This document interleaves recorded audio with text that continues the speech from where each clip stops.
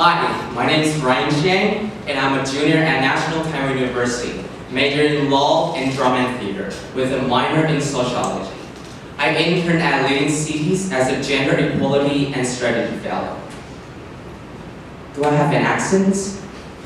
When I first arrived in the US, I worried about my accents. My backpack has a Taiwan ribbon attached to it, but I often debated whether to take it off. It wasn't about being seen as a foreigner. It was the fear of being seen as Asian, a minority and disadvantaged.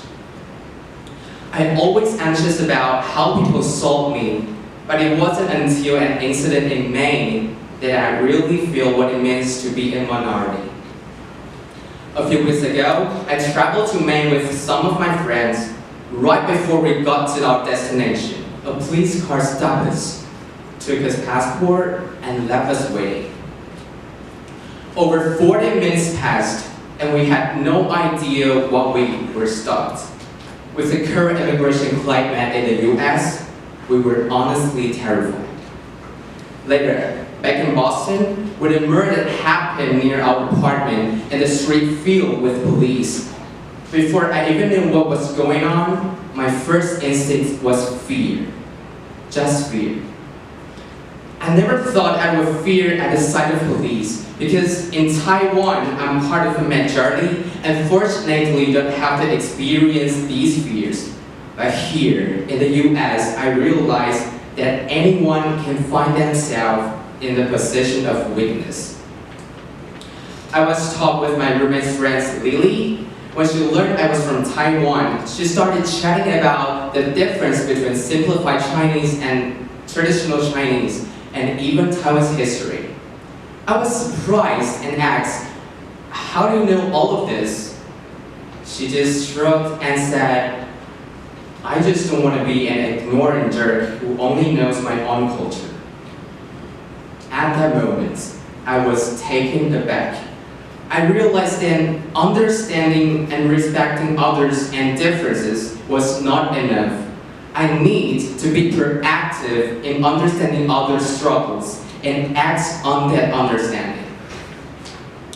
During my time here in the US, I learned we're all a minority somewhere. So, when we benefit from the privilege, we must reflect.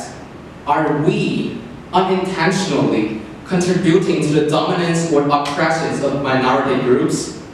If we don't want to be mistreated when it's our turn, we have to learn empathy. Empathy isn't just about understanding others.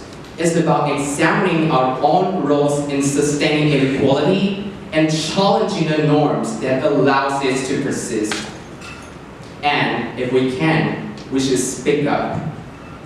The German pastor Martin Niemöller once said, "First, they came for the socialists, and I did not speak out because I was not a socialist.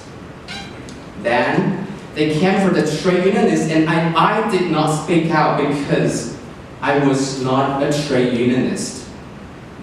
Then, they came for the Jews, and I did not speak out because I was not a Jew.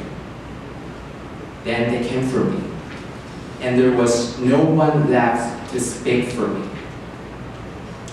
My time in the US made me rethink, what kind of world do we want to live in? One where no minority or non-mainstream faces injustice, where no one is marginalized or disadvantaged. If that's the goal, then let's start by understanding others, reflecting on our part in the system, and choosing to do better. Empathy might sound simple, but its impacts could be powerful. Let's build that better world together. Thank you.